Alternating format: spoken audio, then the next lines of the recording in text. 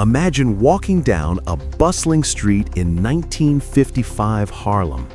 The air thick with jazz pouring out of smoky clubs.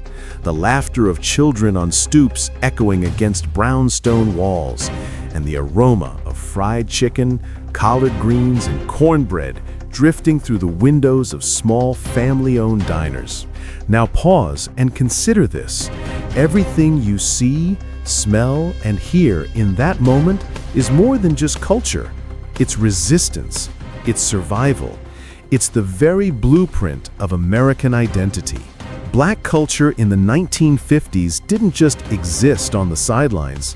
It was the lifeblood that pulsed through America, reshaping music, fashion, language, politics, and the very dream of freedom itself.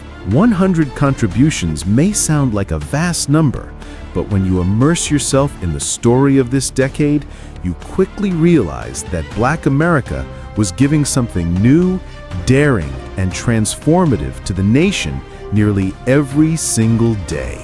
The 1950s were paradoxical years for Black Americans, a time of suffocating segregation and systemic racism, but also an era of unrelenting creativity, innovation, and determination. While white America often tried to push Black brilliance into the shadows, the glow could not be hidden. From music to civil rights, from sports to style, Black culture carved out 100 pivotal contributions that redefined what it meant to be American. And to tell this story, we must move as if walking through a living museum.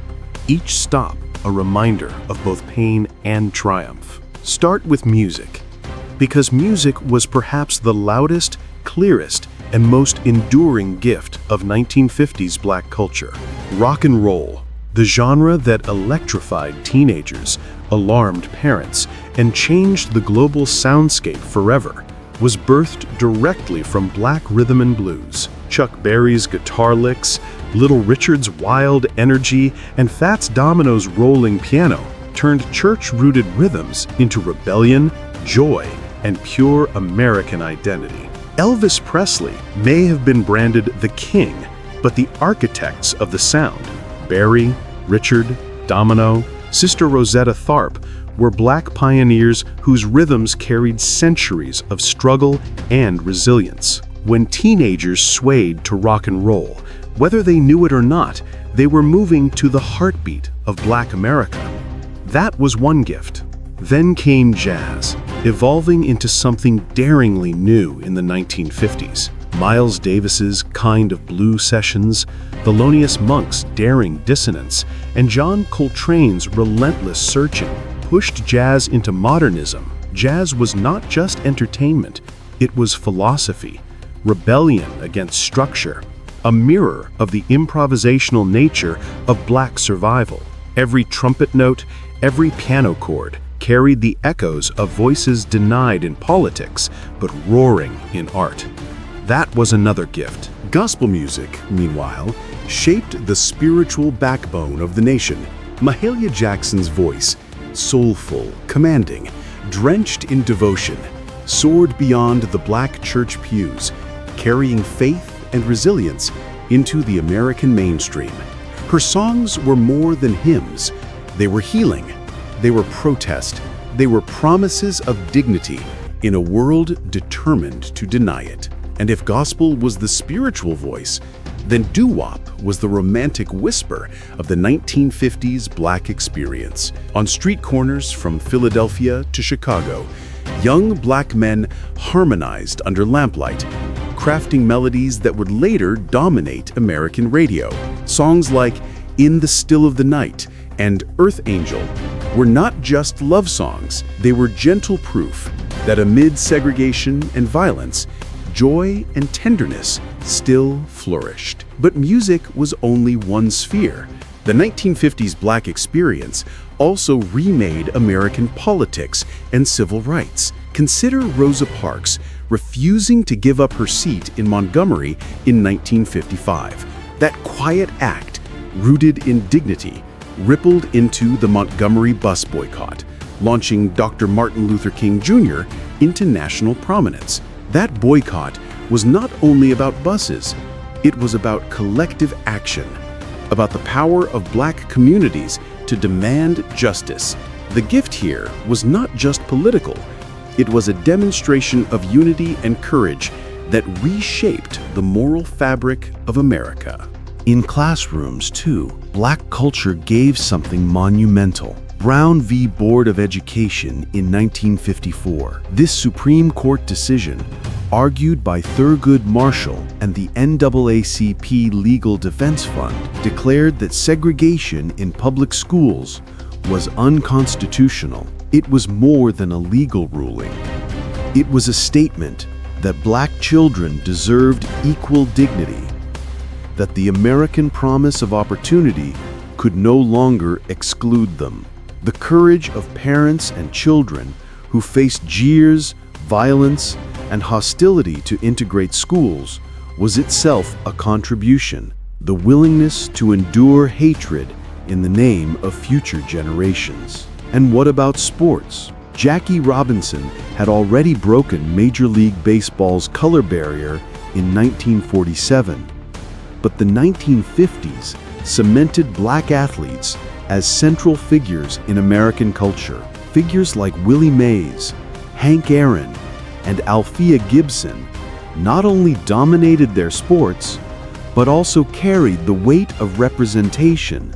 Gibson, the first Black woman to win a Grand Slam title, smashed through tennis's racial walls with elegance and power.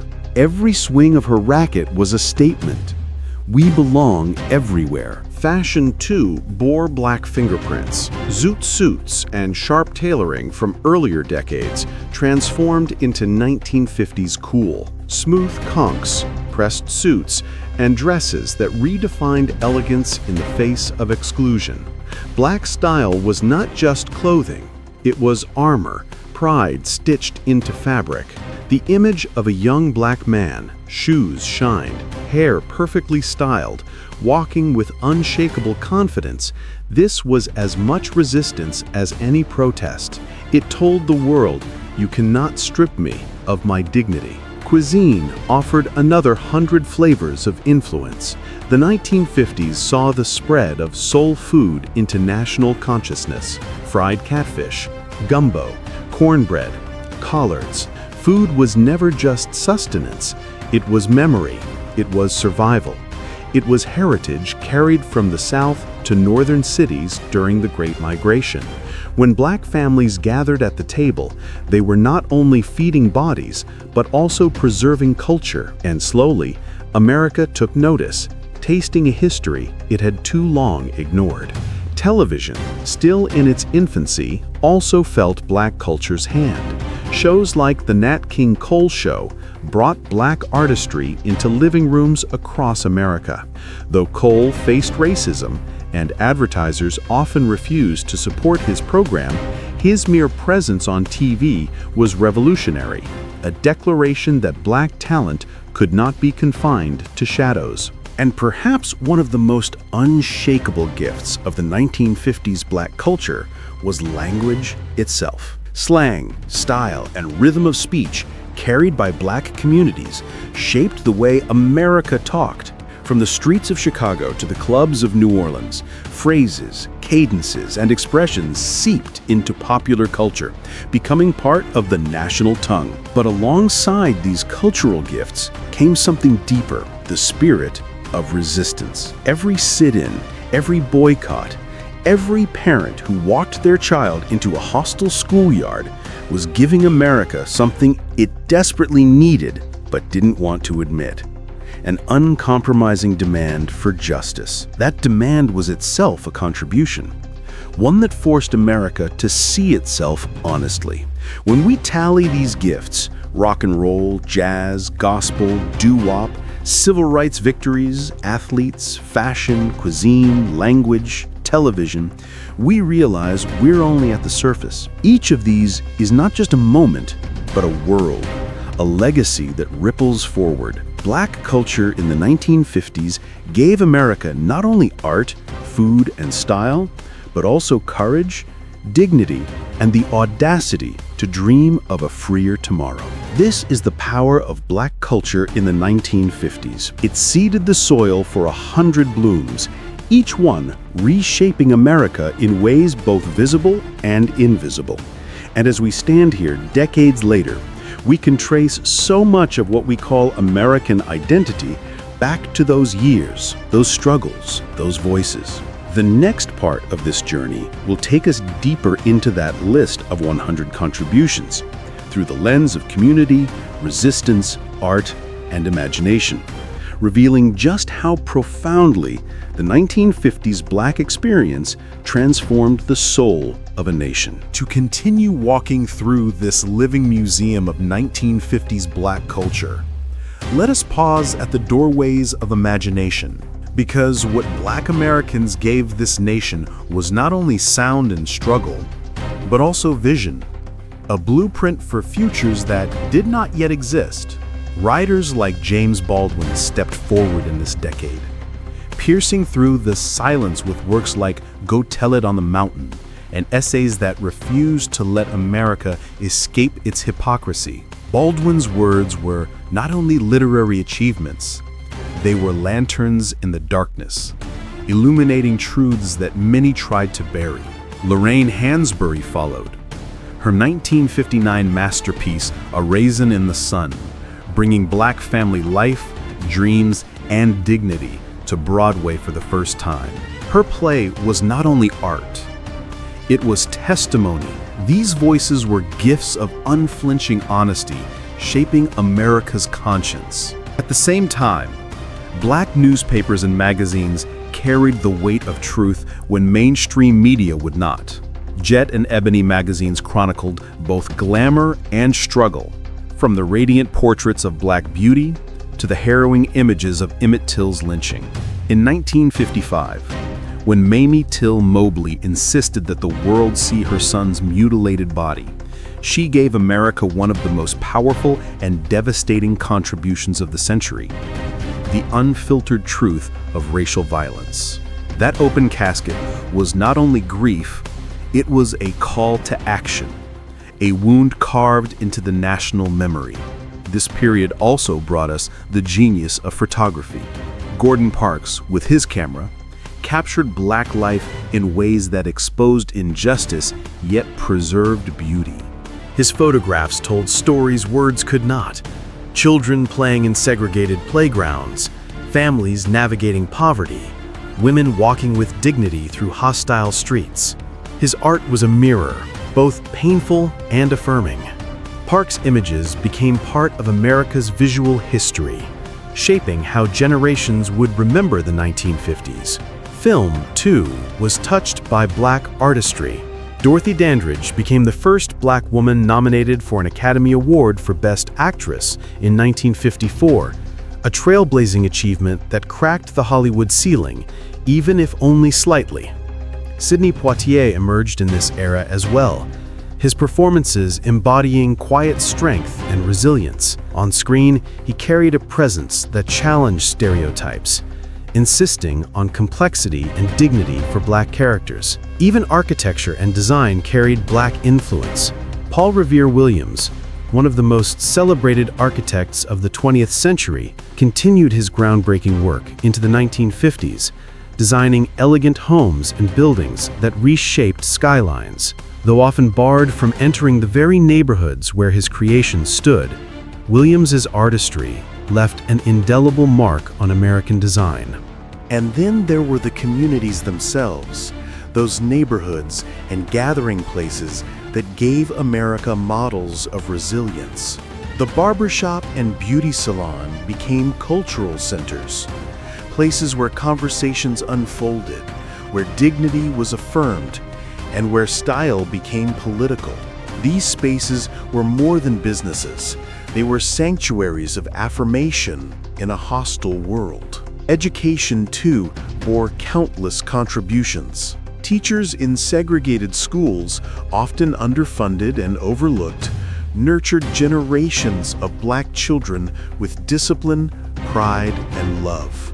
These educators gave something immeasurable to the country: a generation that would rise to challenge injustice. Behind every activist, every artist, every athlete, there was often a black teacher from the 1950s who had refused to let their students shrink beneath the weight of racism. Dance also gave America new language. Katherine Dunham and Alvin Ailey blended African traditions with modern forms, crafting movements that carried memory in every step. Their work insisted that dance was not only entertainment, but also history in motion. Ailey's choreography, emerging at the end of the decade, would soon explode into a celebration of black identity that changed the dance world forever. If you listened closely to the streets, you could hear another contribution: humor. Black comedians like Moms Mabley used laughter as survival, slicing through the absurdity of racism with a wit sharp enough to both wound and heal. Comedy became a way to tell truth without permission, a mirror held up through laughter. And what about the church? Beyond gospel music, black churches in the 1950s offered America a model of community organization. They were hubs of political strategy, safe havens for children, places where sermons doubled as calls for justice. They gave not only spiritual comfort, but also a blueprint for social change, laying the foundation for the civil rights movement that would erupt even more forcefully in the 1960s. One must also acknowledge the economic contributions. Despite being locked out of many industries, black entrepreneurs carved paths in beauty, publishing, and music. Madame C.J. Walker's earlier legacy lived on through thriving black-owned beauty companies, while independent record labels like Chess Records in Chicago amplified voices that mainstream companies ignored. These enterprises weren't just businesses, they were declarations of independence in a society determined to deny it. The culinary world also expanded. Barbecue, catfish fries, and neighborhood joints turned into gathering spaces, each meal a reminder of heritage. The spread of Southern flavors into northern cities during the Great Migration ensured that American cuisine could never again erase its black